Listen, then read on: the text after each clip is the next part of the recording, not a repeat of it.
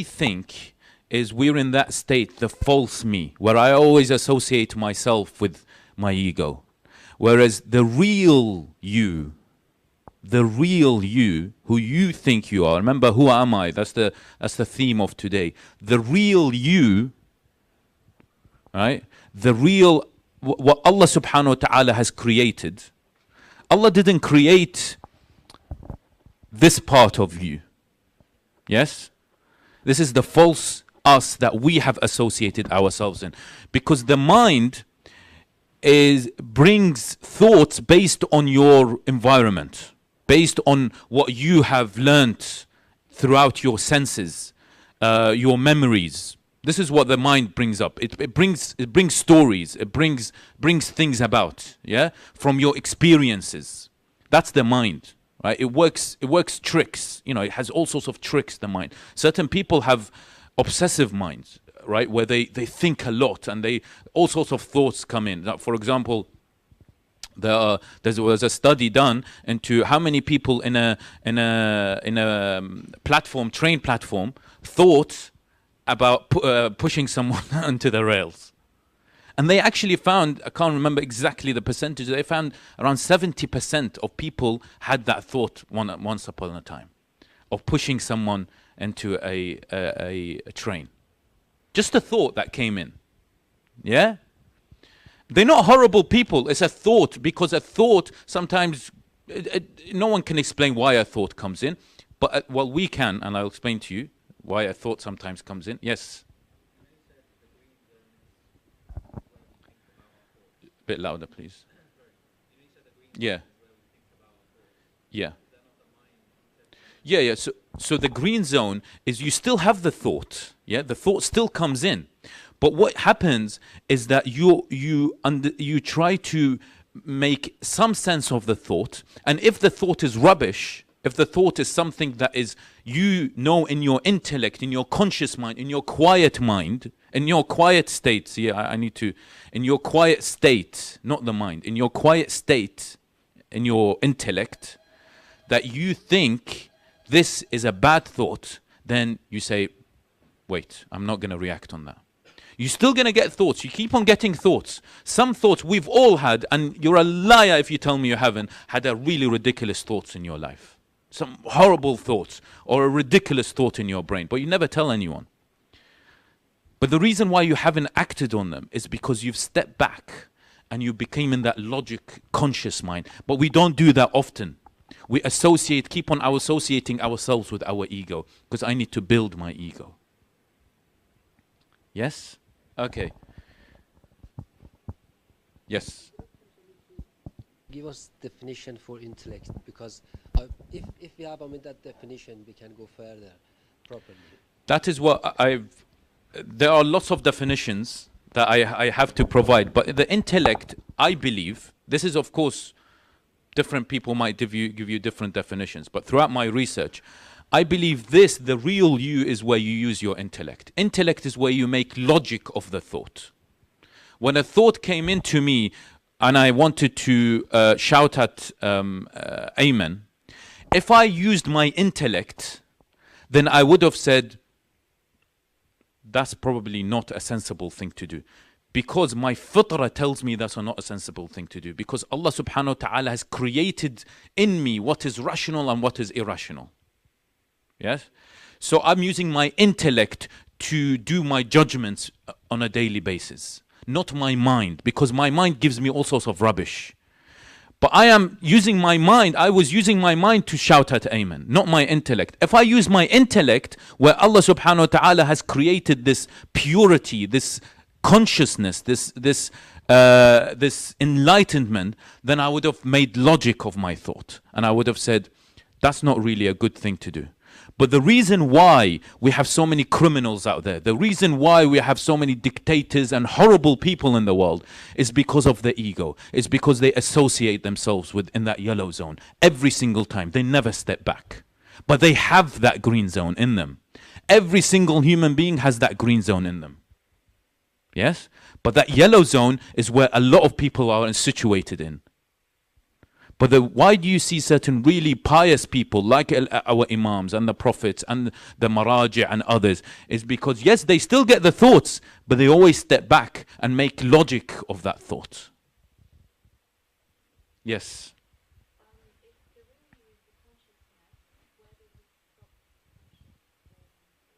Where does this?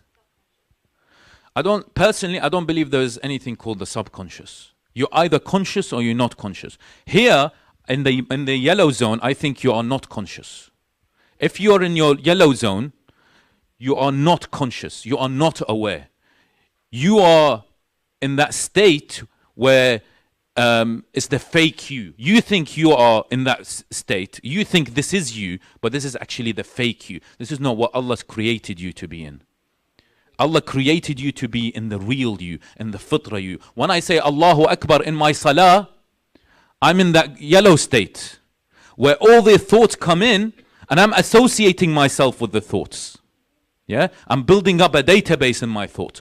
If I step back and I try to use my intellect and say these thoughts are not necessary now because I need to go towards another world. I need to connect to Allah subhanahu wa ta'ala.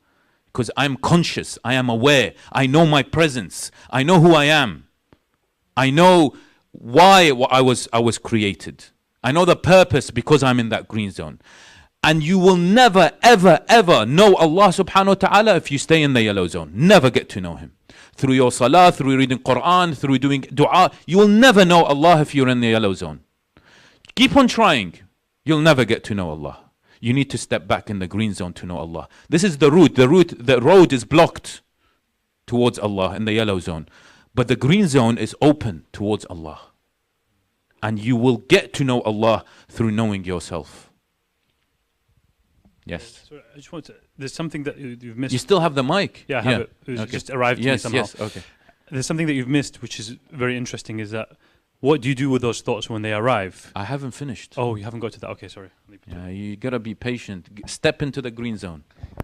Yes. Okay.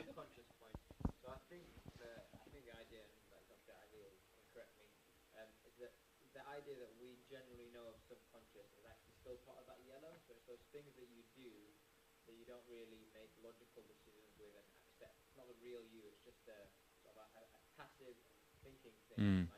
Associated with thinking and that just whatever, maybe because you've been brainwashed or something, that you subconsciously do something. So I think that's still part of the yellow. But I firmly see when people talk about subconscious, they say that I don't know what they mean. Right? Remember, we're not talking here medically conscious. You're awake. We're talking spiritually conscious. Yeah. When I talk enlightenment, consciousness, awareness, I'm talking spiritually. Everything is spiritual here. There's nothing physical about what I'm saying. Even the brain, nothing physical. Yeah. But I really don't get what subconscious means. You're either conscious or you're not conscious. You're either here or there. You can't be in the middle. You can't. What generating those thoughts is we'll get into. Yeah, but I again I don't. I mean I'm definitely open for discussions, but yes. Is there any test to find out we are in yellow zone or green zone? It's a good question. It's a good question. If you feel yourself, yes, there are tests. Only the person will know if you're in the green and yellow zone. And by the way, it's not just you're always in the yellow zone and always in the green zone. We come back. You must have all been in the green zone sometime in your life, right? When I don't know, it's happened to me. When you have a conflict with someone, after an hour, you feel regret that you've had that conflict with someone. And you feel that I shouldn't have done this. I shouldn't have upset that. Even if I think they upset me or whatever the thing, still my ego is running, right? But I sometimes do step back and I think I'll become in that conscious quiet zone. The chatter in my head, calm down, yeah? And we'll get into how we're supposed to disassociate ourselves with the chatter in a bit, inshallah. Getting into practical stuff. I just needed to make sure the theory is there so that the practice sort of gets them. So we've mentioned some of these. One of the obstacles to reach the stage is when we identify mind as the thinker. etc. So you are distracted from Allah. That's the thing. When you're in that yellow zone, you are distracted from Allah subhanahu wa ta'ala. What you're attracted to is your ego, not your link to Allah subhanahu wa ta'ala.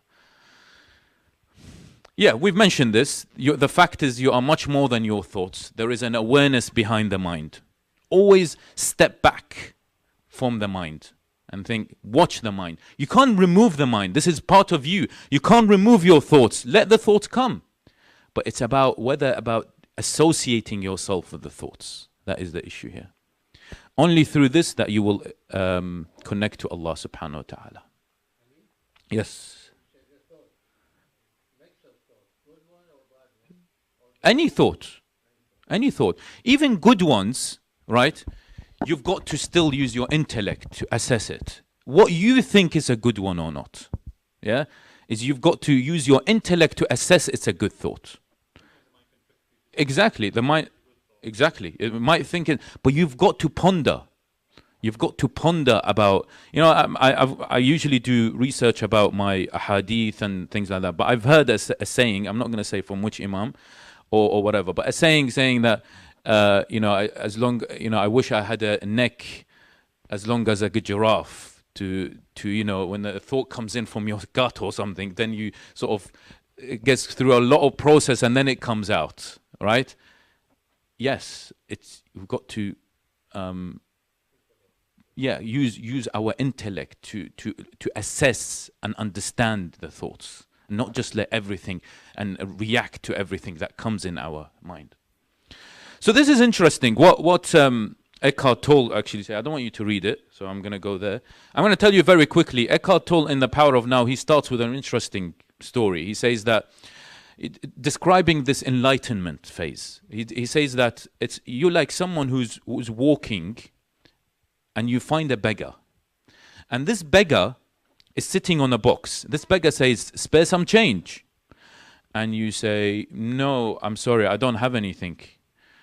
And you then tell them, what is this thing you're sitting on? And he says, it's nothing. It's just a box. It's an empty box. I've never sat down on it. I've never opened the box. It's just a box I used to sit down on. And then you tell them, well, open the box. Try to find out what's inside. There's nothing inside. Just try. So he gets up, the beggar, and then opens the box, and he finds boxes full of gold. What Eckhart Tolle is saying is that the person walking in the street is him, so it's like me now telling you guys, or telling myself as well. Yeah, what we all are beggars. We are all beggars. That we have this treasure of awareness, this green zone of consciousness, of enlightenment that we've never or hardly tapped into. There's so much treasure inside there. So much uplifting feelings you get. You will never associate yourself with anxiety, depression, hate, conflict, anything else. Because you're always in that conscious state where you use logic to react on things. Yeah?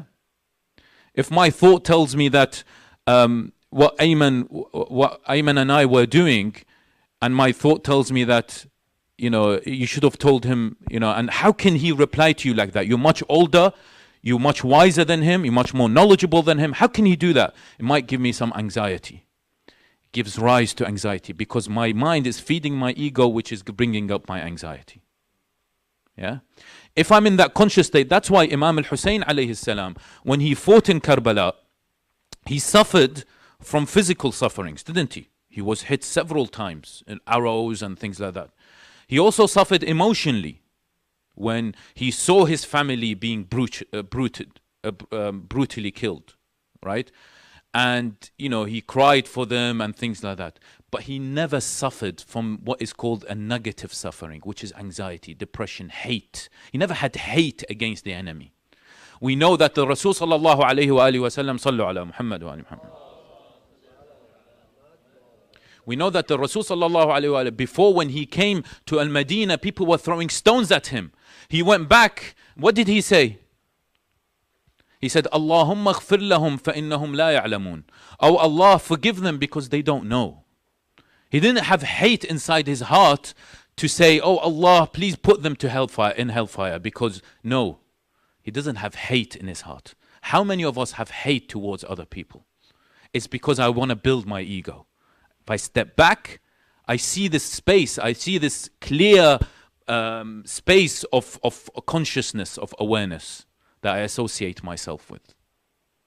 Imam Ali alayhi salam, in the Battle of Trench, when he went and he fought Amr ibn Wid, and then he hit him hard, and then he fell. You all know the story. And then he spat on him. Amr ibn Wid spat on his face, Imam Ali alayhi salam's face. But Imam Ali alayhi salam didn't hit him straight away. He went back and kept on walking, going and coming back, going and coming back for several minutes, and then he came and hit him and killed him. And they asked him, why, O Amir al-Mu'mineen? He said, it's because I didn't want to use my anger to kill him. Yeah? It's because Imam Ali alayhi salam, at that particular phase, a thought came into his head, said, yes, hit him hard when he spat on him.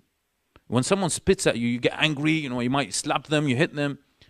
But he went and he tried to step back to that green zone. He stepped back, because they always do that. Our Imams always step back in that green zone. Whatever they do, they always step back in that green zone. So he stepped back in his green zone. He became aware, he became conscious. And then he did what he's supposed to do, which is do he killed him because he was al-batil. And they were from the haqq, right? Because he was the batil. Not because this individual spat at him, so he was getting revenge at him. No. Right? And that hit actually was a very significant hit in Islamic history. Yeah? You can go back to it. So this is the old box. So when you step into this green zone, you become your non-judging self, your non-hating self, your non-anxious, non-depressed, non-grieved, non-jealousy, non-blaming self. You will become in that state where you won't have any jealousy, you won't have any anger, you won't have any grief. You'll still have all these emotions, anger and all that, because it's part of life, it's part of who you are, these anger and everything else. But these things, these are called negative suffering, are grief, jealousy, blaming, depression, anxiety, hating, judging. These are not your characteristics, not supposed to be your characteristics. You shouldn't have any of them. Yes. Did that say your real self? You said your non-judging self. Yeah, sorry. This is my notes for my lectures, so forgive me. You're absolutely right. This is your true self. Thank you very much. Your true self. Yes, of course. This is your true self when you are non-grief self, non-depressed self, etc. Yeah, so when someone criticizes me, the ego, which is the I-ness, is me, right? Feels threatened, mind will feed the ego. The ego immediately lashes back. Anger as I defend myself, and then might result in anxiety, blame. And we said the ego is the false you, it's an illusion. We go through this very quickly. So this is interesting. When you go back to the Quran, when you talk about the thoughts and stuff like that, when you go back to the Quran, you say that Allah subhanahu wa ta'ala says, I don't want you to read it. إِنَّ الَّذِينَ, I want you to focus with me. Focus here. إِنَّ الَّذِينَ اتَّقَوْا, those people who have taqwa. And the definition of taqwa is more like those people who are conscious, those who are on the green zone. Yeah? Those who are green zone fear Allah. They are pious. But they are these people who are conscious. This is what taqwa is. إن الذين اتقوا إذا مسهم طائف من الشيطان تذكروا فإذا هم مبصرون. Those people who are conscious, that if a suggestion comes from the shaitan, then they become what? They become conscious. They become aware. They become enlightened. فَإِذَا هُمْ مُبْصِرُونَ. Then they can clearly see. Do you see it? The thoughts are in the shaitan comes in the form of thoughts. The shaitan never can change amen to say, amen, I'm going to take your hand and hit someone. He never does that. That's why there's misconceptions, unfortunately, in certain cultures that say you're being possessed by the shaitan. Oh, possessed by the shaitan. No, there's no such thing. There's no such thing at all. What the shaitan does is to give suggestions. Why don't you go and shout at your wife because it's so messy, this room? And sometimes, by the way, the shaitan also comes in with supposedly good suggestions, but it means evil at the end. Yeah?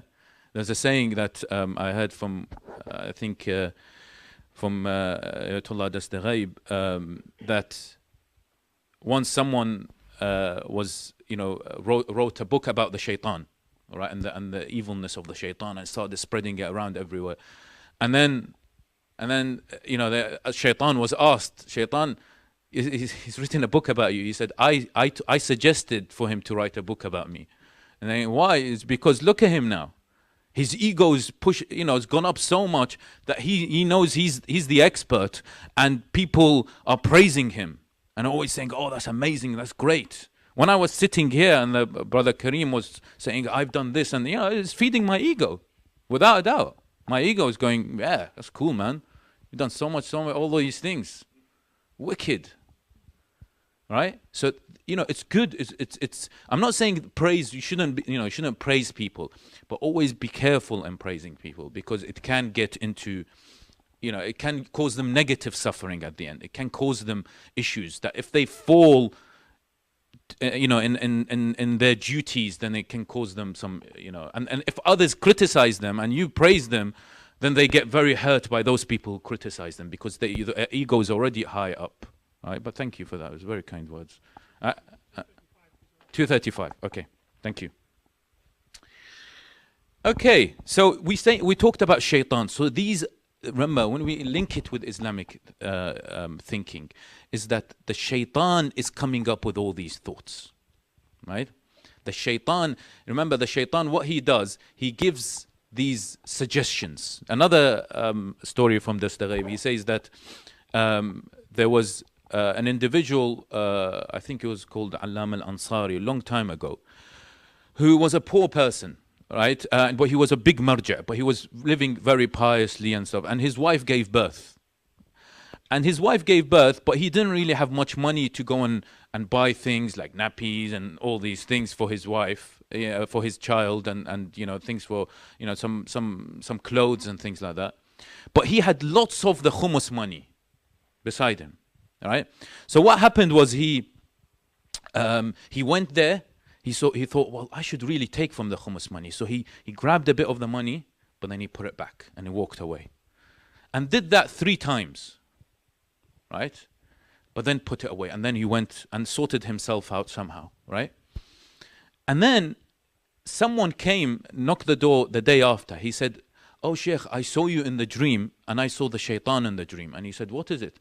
He said, I saw the shaitan in the dream that I did something quite bad.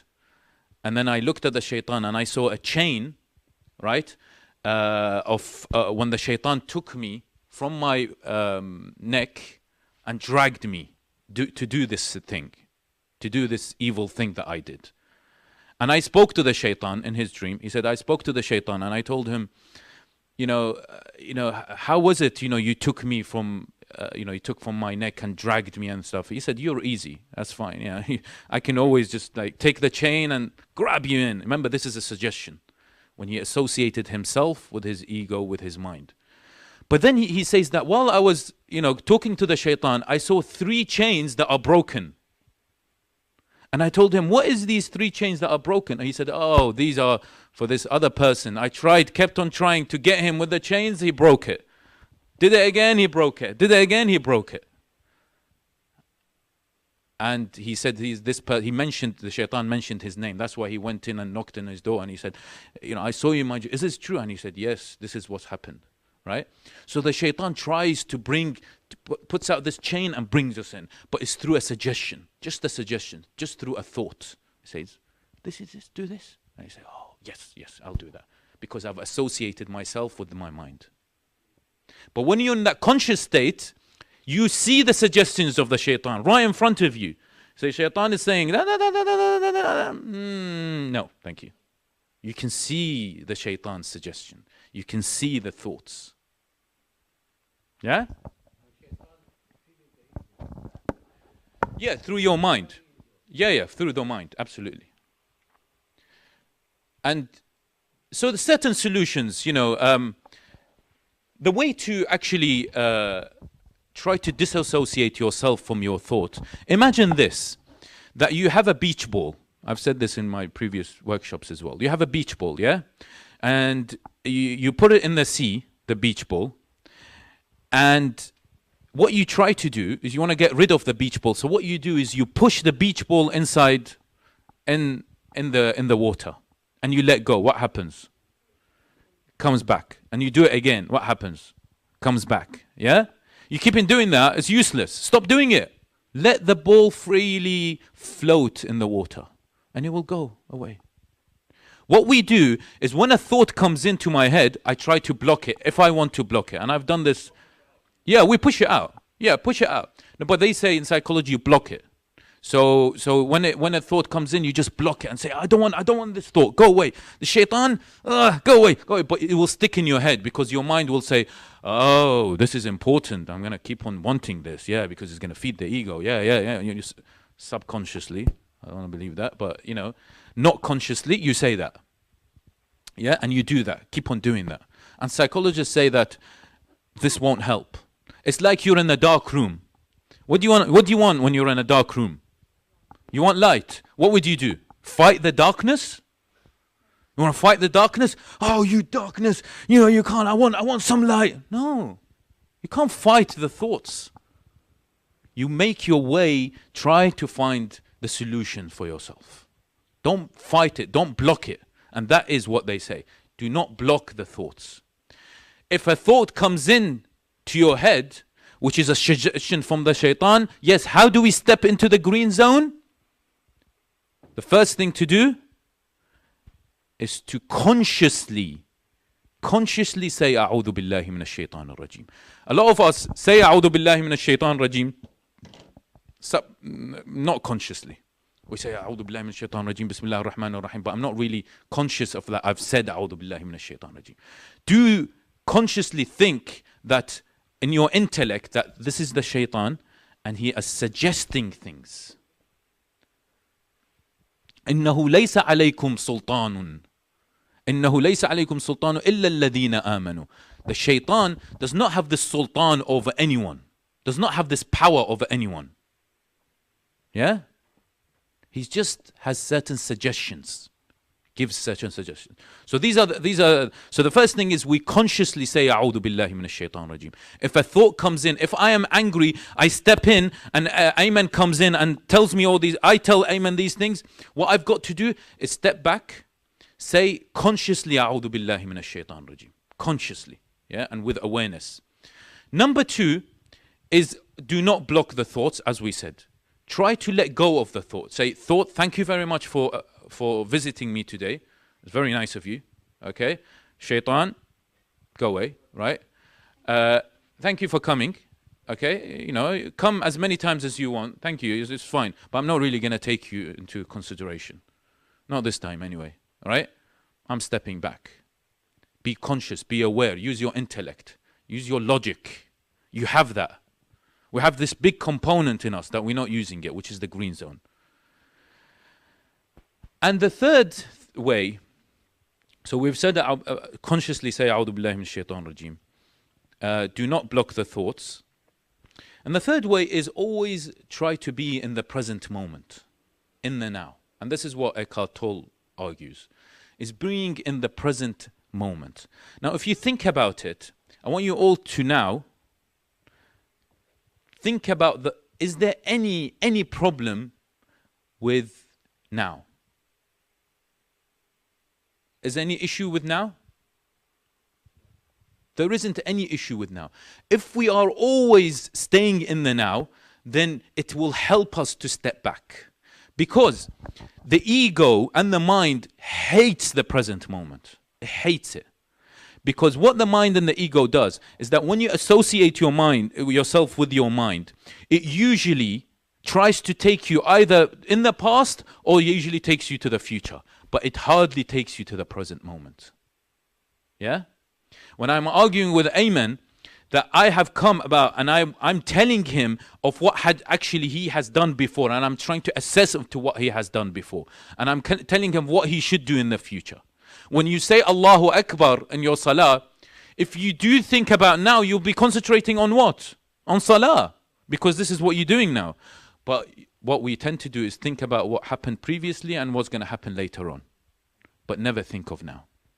And that's the way to step back as well. Yeah? Yeah, sure. So the first one is saying consciously, and I emphasize consciously, so you know what you're saying. You use your intellect to say أعوذ بالله من الشيطان الرجيم, because this is mentioned in the Quran. It says if you want to get rid of the whispers of the shaitan, the suggestions of the shaitan, say أعوذ بالله من الشيطان الرجيم, but with consciousness. Yeah. Number two is you disassociate yourself with the thought by not blocking your thought, but letting them go. So say acknowledging the thought and not judging the thought. You say, okay, thought, thank you for arriving here, but I'm not going to take you on board. Please go. And then it will go. No. Okay. I'm telling you what psychologists say. Yeah. Yeah, yeah.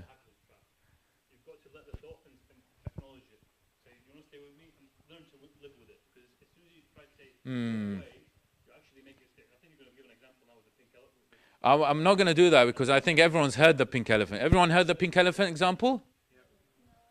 No? Oh, I got to do it then. Time? Yeah, we got to go. Okay. So, sorry, I've got to go. So in the next 10 seconds, 15 seconds, I want you to think about anything you want. Anything. Right? But don't think of a pink elephant. This elephant that is pink, don't think about that. You're not allowed to think about that. Think about anything else. Go.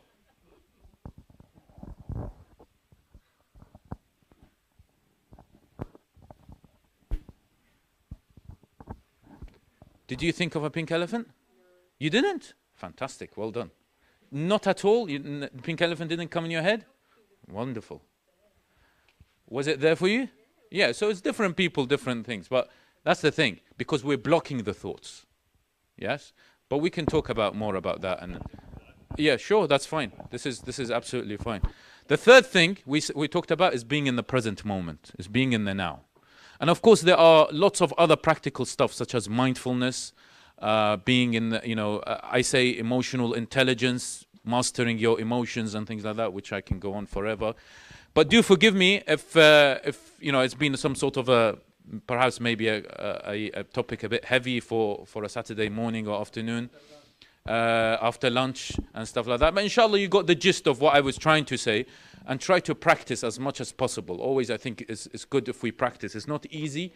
I've been trying to do that. Anything in life, your relationship with your partner, your relationship with your family, you're at work, anything you can practice this, being in that conscious state, being in that fitrah that Allah subhanahu wa ta'ala, being in the real you and not the false you. أقول قولي هذا واستغفر الله لي ولكم والسلام عليكم ورحمة الله وبركاته.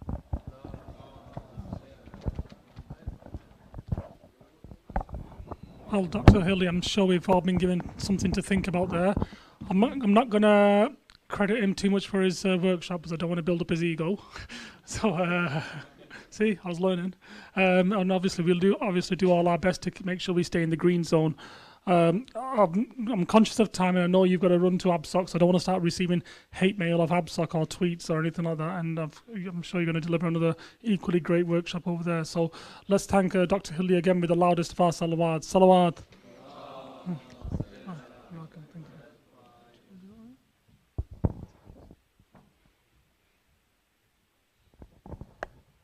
Right, okay. Our next call of business is Sister Sadaf Ali, but before I do that, I've just got a correction to your paperwork that I have to legally let you know about. On your forms, the role for London, there were 2 candidates.